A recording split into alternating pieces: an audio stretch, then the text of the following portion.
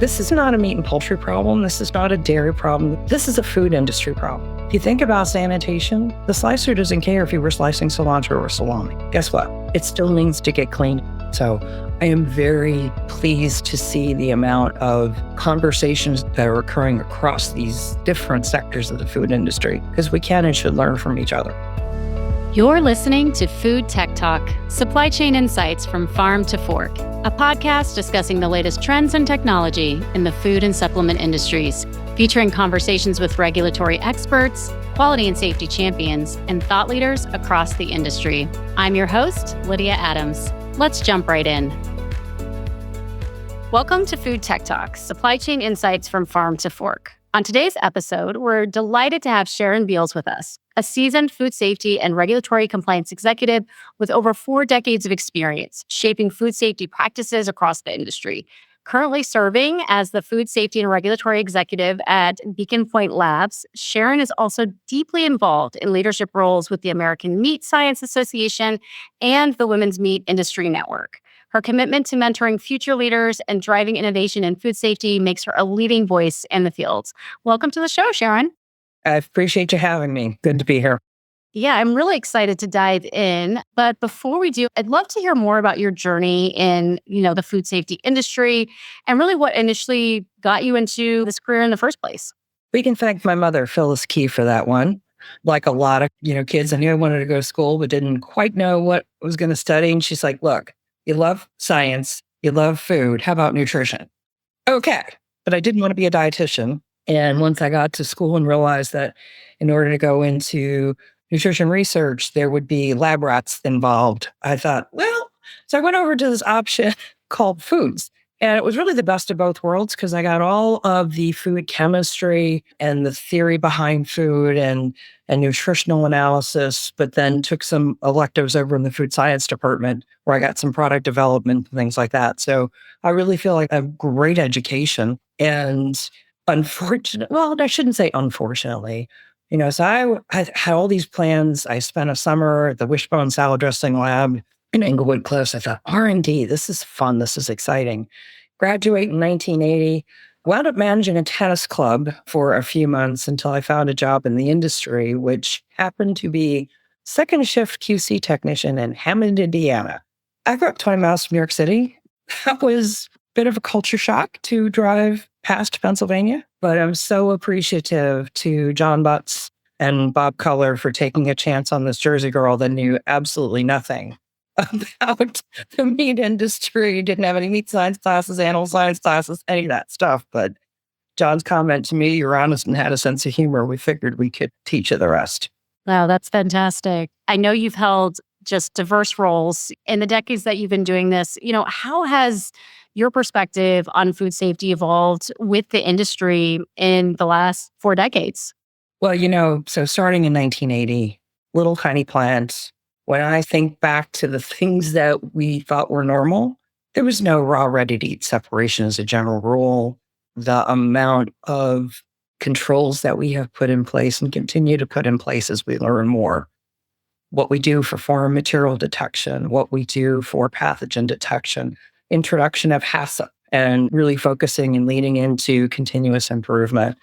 The bugs keep getting smarter and harder, and the detection methods keep getting more sensitive. The latter is not a bad thing, but, outbreaks would happen in the past, and what caused it? Now we know, and we're able to target where we need to go hunt, and that's been a great tool. And it's really helped to drive a lot of this continuous improvement and changes that we've made in the industry. Yeah, no, absolutely. And that kind of leads us into our topic, our first question. There have been a lot of recent updates on listeria prevention, sparking a lot of discussions within the industry. What proactive measures should food manufacturers take to align with these new notices? Well, the timing of this is really interesting because we set this up months ago. And I just came back from IPPE where we did a basic listeria workshop that the Meat Institute sponsors. And as a group, there were 50 people attending. There were several of us instructors. It's the basics. This is not rocket science. This is get your plant clean and then operational sanitation, watch those traffic patterns, airflow, cross-contamination vectors? And if you find a positive, what are you doing to really get to the root cause and eradicate it? And the answer isn't always that it was something happening in sanitation. You get a deep-seated niche that's hidden. That's not your daily sanitation. You really need to break your equipment down. It's preventive maintenance, adhering to your master sanitation schedule, doing your periodic equipment and infrastructure cleaning. Like I said, we were all just, hey guys, back to the basics, do the basic blocking and tackling that we put in place a long time ago. When I looked at the history of that workshop, it was created by the then American Meat Institute. And there were folks, like Bruce Tonkin as part of the group developing this whole curriculum. And that's where the food safety is not competitive was born out of. And the other thing I would add that has really been heartening to me in the last, kind of like my personal focus, this is not a meat and poultry problem. This is not a dairy problem. This is a food industry problem. If you think about sanitation, the slicer doesn't care if you were slicing cilantro or salami. Guess what? It still needs to get cleaned and it still needs to get cleaned in appropriate fashion. So I am very pleased to see the amount of conversations that are occurring across these different sectors of the food industry, because we can and should learn from each other. Yeah, no, I think that's a really good point. If we stay within our own little lanes, right, within the wider food industry, we're not sharing that information, and it's absolutely critical. So I love that. So how can companies also be able to do all the things that you mentioned, focusing on that compliance and those basics, and then also they're trying to have operational efficiency at the same time? How do they balance that with both of those needs? I have a very dear friend who quotes her dad all the time. People, product, profit. You take care of your people, they take care of the product, and the profits will flow from that. It all comes down to people. We still have, in many ways, a very manual, again, meat and poultry, a very manual process. Well, produce, there's a lot of manual operations out there. Take care of those people, and they will take care of your product, and they will find the most efficient way. Again, that was another topic we talked about. We talked about management commitment. And what does that really look like? Well, it looks like being visible. And when things get brought up, you actually act on them. Nothing's worse and more disheartening than asking your employees for their input and their feedback and then not doing anything about it. They're going to quit talking to you and they're going to think that you don't care. Well, if you don't care, why should I care? So again, take care. The two things are not mutually exclusive. That's a great way to put it. And I think this applies to a lot of the challenges that we face in food safety. Another one that you mentioned at the beginning was foreign material detection and prevention. We know that's a persistent issue. So what kind of advancements or strategies do you think are really most effective at minimizing risks for that? Well, for me, foreign material starts with communication and what are the requirements. Anybody that knows me knows I hate the word expectation because it's like pirate's code. It's a suggestion. What are the requirements? What's your intended product use? Are you making baby food? Or are you making something for an immunocompromised group? Or are you making somebody, something that's, average, typical population? Understanding what the customer's requirements are, understanding what your own process capabilities are, and then taking that same thing that we did with micro. What's your multiple hurdle approach? It starts with specifications and then product coming in the door. And do you have screening systems? I have worked for a couple different organizations where I swear these people have 20/0 vision. They see things from, 10 feet away that normal humans can't see from like 3 inches away. Your people are so critical. I mean, things are going to happen. But as we look at the consuming public gets further away from agriculture, nobody thought twice about finding a rock in your pinto beans, back in the day. Because guess what? They're growing in dirt. Now finding plastic, finding metal, finding something that is not an inherent defect, that's a different story. It's always been zero tolerance. But making sure that between the manufacturer and the purchaser, and ultimately the consumer, there's a really good understanding of what the requirements are.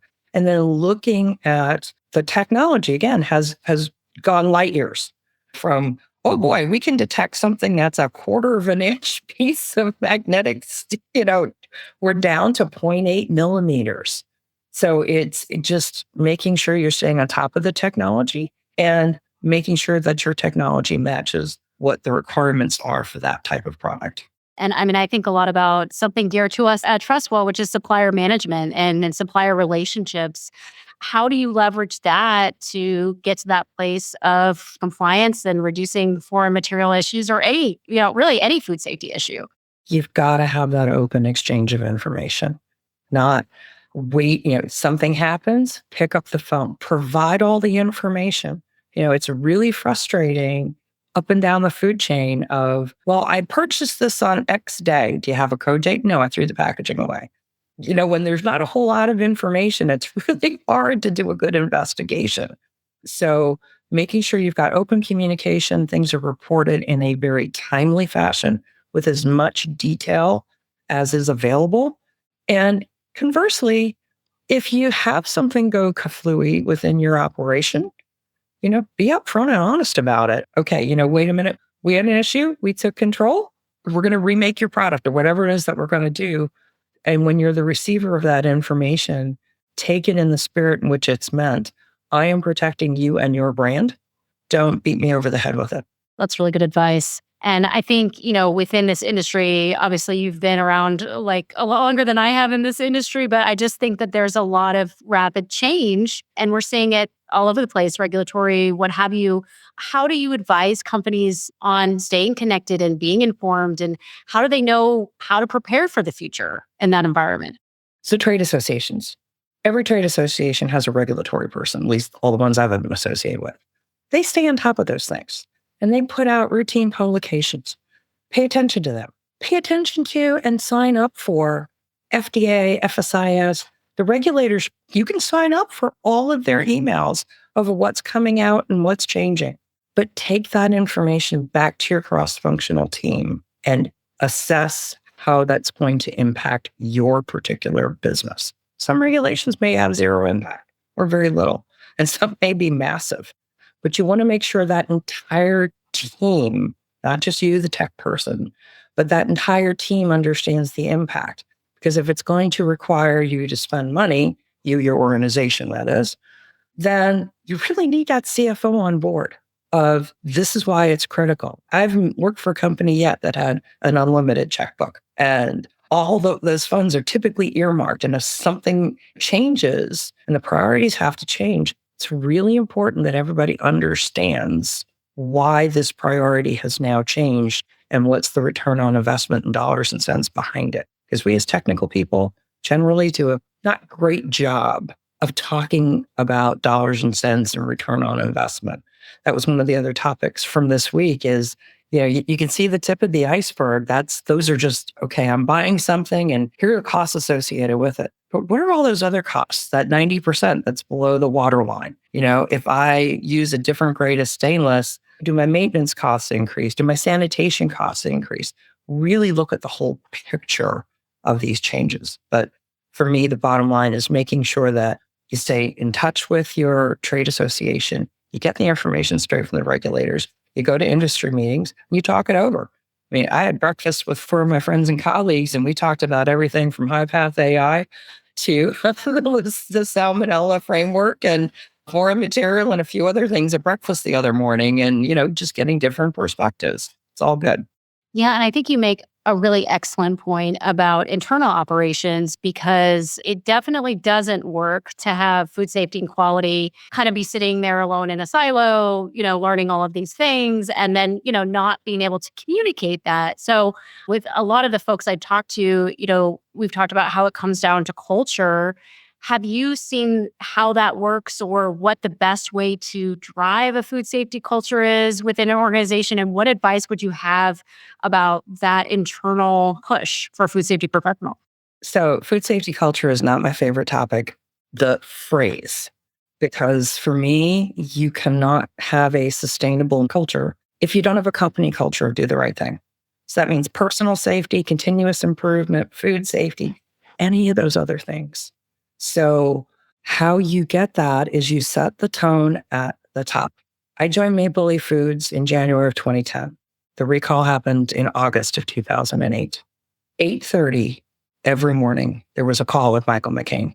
And of all of the 20 plus odd plants, we would talk about listeria.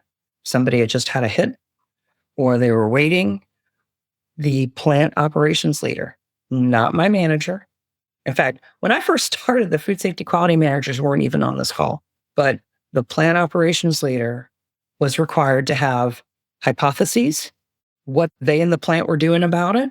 And, depending upon what, where in the process of confirmation they were, what they were going to be doing every day at 8:30. You set the tone at the top. You can't bring somebody into the middle and hope to drive the right behaviors upward and downward. It's just not sustainable. So, how you get there, you got to use data, you got to use facts, you got to use dollars and cents. Yeah, no, it makes total sense. And another thing that you mentioned that caught my eyes, you were talking about being that technical person, being that technical expertise.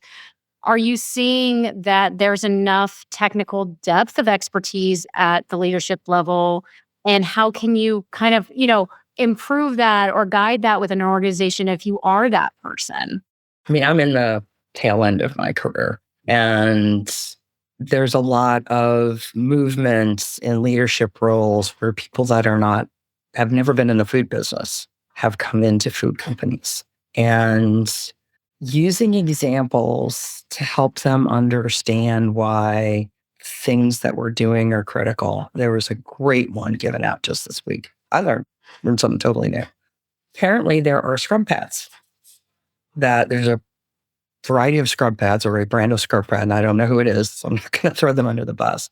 But they used walnut shells in the manufacture. Now, I'm blessed that I don't have any food allergies in my family.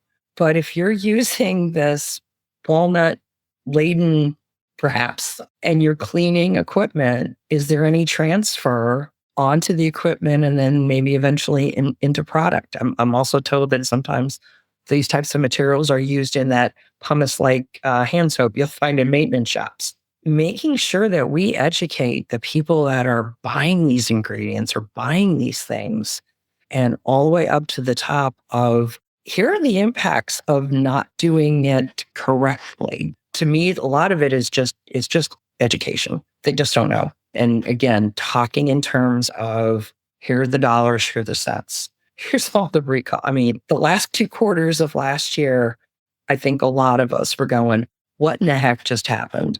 Since 2008, the last major event, there's been a few, sporadic, small, but I asked my industry colleagues, I'm like, what do we think just happened? Because did we get lazy? Did we get complacent? And got some pretty interesting comments back. One being from somebody who spends a ton of time in plants. Look around, Sharon. Everybody's under 30 or over 55. Under 30s haven't figured out yet there's an easier way to make a living. Over 55, they're hanging on to retirement. Okay. From somebody I used to work with who is now not in food safety quality. I got tired of be sitting in the car in the parking lot of the restaurant by myself, handling crisis du jour, while the rest of my family is inside, have already ordered dinner, and they're banging on the window saying, "Are you done yet?" I got some mugs, t-shirts, and hats from that one myself. How do we keep the folks that have come in and are enthusiastic? How do we keep their enthusiasm? How do we keep them supported? How do we help them? Because there's a experience drain going on. I grew up through ESE, PEDV, E. coli 157H7, and the S-Tech sisters, Listeria rule. Now I've got the Salmonella framework. If you've not come through battle in one of these just, oh my God, now what are we going to do moments, it's hard. You got to put on your critical thinking cap. And I often said, if you could just bottle that near miss experience, but you'll hear companies go, it's the two worst phrases, I think, are, well, it's never happened here, or we've always done it that way. And so therefore, and you put the two of them together, oh my God, that's a recipe for disaster. Yeah. I mean, and you're talking about kind of like the knowledge gaps and generational gaps and all of that. And I know you've done a lot of work with mentorship and mentoring the next generation. How has that been for you, and what have you learned, and what can people do to just fill that gap when they're dealing with those different age groups or whatever it is, experience levels? You hear a lot of knock on younger generations. My children are 30 and 32, so I like to think that apples did not fall far from the tree. But I don't think it's a question of these folks don't want to work hard and don't want to learn. But it's one thing to read about something in a book or get a lecture. So it's the storytelling. That's one of the things we focus in on these Listeria workshops. It's you're not going to believe this, but wow, it's mind blowing. Some of the things that you come across. You have to put it in a way that will stick in people's mind. When I do presentations, I usually tell the audience right from the get-go, I'm like, look, if I stand up here and I'm dull as dirt and I just read a bunch of information off a bunch of slides, you're not going to remember a darn thing I said. But if we tell some stories, if we have some fun, it's going to stick. I had a young man that came up to me at IPPE and he was like, did you remember me? Because at the Food Safety Summit last year, he asked a question about sanitation. And I said, well, when was the last time you spent the night with the sanitation crew? Well, he's not a processor. Well, that's not really what I do. So I looked at the audience and I don't know, a couple, 300 people in there. I said, okay, who in the room has spent the night with the sanitation crew? I think it was myself, John Butts, and Tracy Fink were the only three hands in the air. There were a few others scattered throughout. And I thought, well, that's sad. So at every conference I've attended since, the question has been asked, and not always by me, which is really kind of fun. But then I take a selfie, I've got to put up one from IPB. The number of hands, the percentage of hands going up is increasing, which is awesome. Because those are the people that we don't start clean, we're never going to get any better. But tell those stories, bring these things to life so that they make an impact and they stick in people's brains. Like, I don't want that to happen to me. I can't let that happen to me. Otherwise, they're just words on a page and they really just don't resonate. They don't grab somebody by their heartstrings. That is really great advice, making it feel real and giving that experience. If I may, just to go back to the mentorship piece, I mean, I've been fortunate in that I've been a mentor through not only the Women Mentoring Platform, which we're on our second cohort, very excited about that, but the Media Institute's young professionals. And that's why I say these folks, they're not afraid of hard work. They're information hungry. I learn things, I hope, as much as they get out of listening to this old lady talk about stuff. But it's a great exchange. And that to me is what mentoring is about. It's not just a one-way street because we all have plenty to learn. I mean, I like to think I'm relatively modern, but I learned how to use ChatGPT from somebody who is significantly younger than I am. And, it's got its uses. And kind of going back to another thing you said earlier is just, it's about people. It's about relationships. And you can't really have that transfer of knowledge and that experience if you're not focused on that part of it. So yeah, no, I totally agree. One more question, kind of related, because you talked about the mentorship initiative with the women's groups you're part of. How have you seen the industry evolve in terms of diversity in leadership and women in leadership? And talk to me a little bit about that. I don't have butchers banging knives on tables when I walk into processing plants anymore. Maybe that was better because it was overt and obvious. There's a lot of women in the technical space. We're starting to see more women in finance, marketing, operations. We've got to get more leadership in the operations. When you look at the data, and we shared this, in fact, we've developed an ERG playbook for our membership. And Sue Schwartz was funny because she's like, I'm a scientist, so I'm all about the data. And when you look, and this is published stuff, this isn't like I've made it up. Executive teams with more than 30% of women are more likely to outperform those with fewer or no women. Data fact. We make up 52% of this, comes from McKinsey. We make up 52% of entry-level positions in food and beverage manufacturing. You get to that next level manager, we drop to 40. You get to senior manager, drop to 36, VP 33, SVP 33, C-suite 20. What do we need to do to help these women, young women, or even, middle-aged women, but coming in and doing something different? How do we get them to that next level, to get to that 30+% that makes a company more profitable? I talked about having breakfast the other day with several of my friends. We were the only all-female table at breakfast at IPPE, but That's a start. Because a few years ago, might not have even seen that. So we're getting there. And that's why the mission of women is so important to me, because that's what we're seeking, is to help that diversity piece. And oh, by the way, we welcome our male allies. We have men that are members and they're active in our mentoring platform. And that's awesome. I recruit the girl dads because they get it. I'm not saying the boy dads don't, but it'll be another 300 years if we don't get our male allies to talk about us when we're not in the room, talk about our name, to not let in the meeting, Susie brings up an idea, gets bypassed, and then John brings it up 2 minutes later, and all of a sudden it's the 2 tablets that came down from the mountain with Moses. No. Hey, John, hold that thought. Susie, you just brought that up. Tell us more.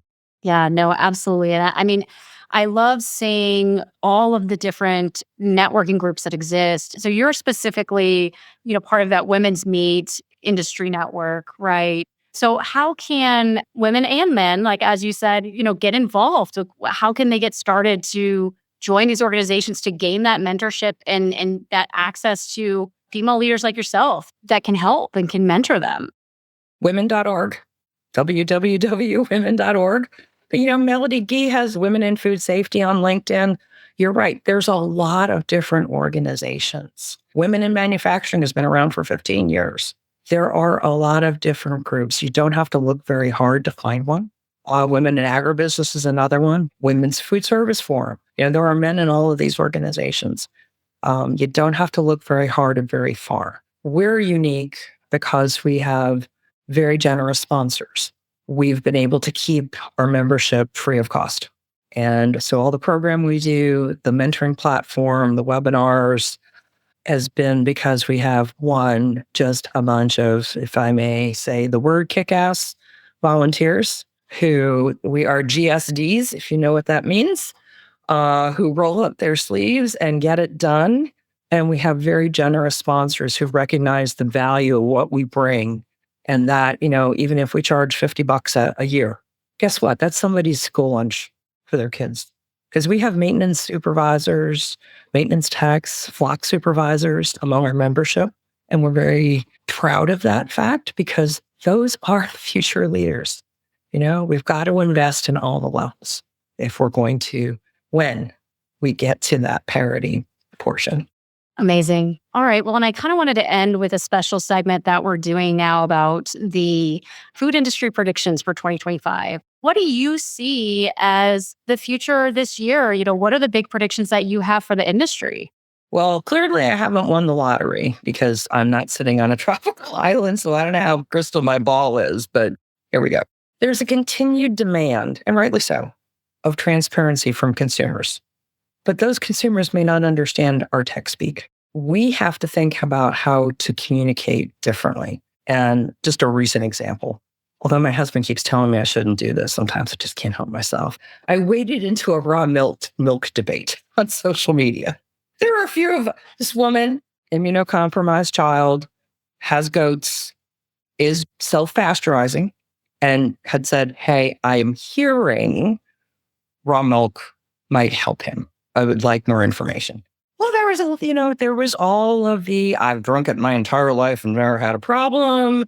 There were those of us wading in with science and data and facts. The most effective one was a friend of mine who said, would you not use a seatbelt on your precious child just because no one in your family ever had an accident?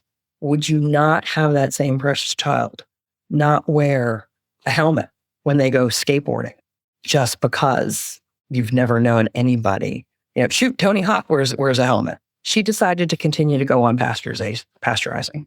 So there's a lot of different things that are probably going to happen in this next year.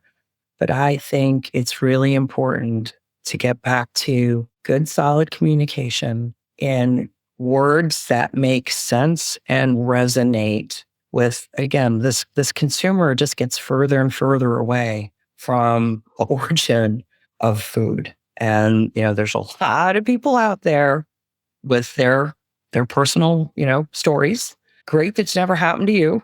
Awesome. But how awful would you feel if that young child, because never happened to you, something happened to that child. I wouldn't be able to live with myself, but we have to learn how to put things into words and communicate in an effective manner. And it's not always the data and the facts. Right. Like we know the data and we know the facts. It's being able to then navigate through those conversations to meet them where they are and to fulfill the need the consumers have and the demands that they have. But yeah, no, absolutely. That's a really, really interesting point. Any final thoughts for us before we close? This has been a really great experience talking to you and just I've learned so much, but anything else you want to share that we haven't talked about? Just be kind. Anybody that knows me, when they ask how I am, I always say I'm fabulous because I choose to be. And you don't know what's going on in somebody's personal life. You really don't know. So little grace, little space, be kind, choose to be fabulous because, you get to make that decision. Because that was what Viktor Frankl said. You choose, you control how you respond to the stimulus. So choose to be fabulous and choose to be kind. Those are my parting words. I'm going to put that on a sticky on my computer. Thank you so much, Sharon. Like I said, this has just been awesome. And I know our listeners appreciate it as well. So thank you and hope to see you again soon. You bet. I appreciate the time. Thank you. Thank you for joining us for another bite-sized nugget of food tech talk, supply chain insights from farm to fork. To learn more about Trustwell and its technology platform that connects product formulation, nutrition analysis, and compliant labeling with traceability, recall readiness, and supply chain transparency, please visit www.trustwell.com. Thanks for listening.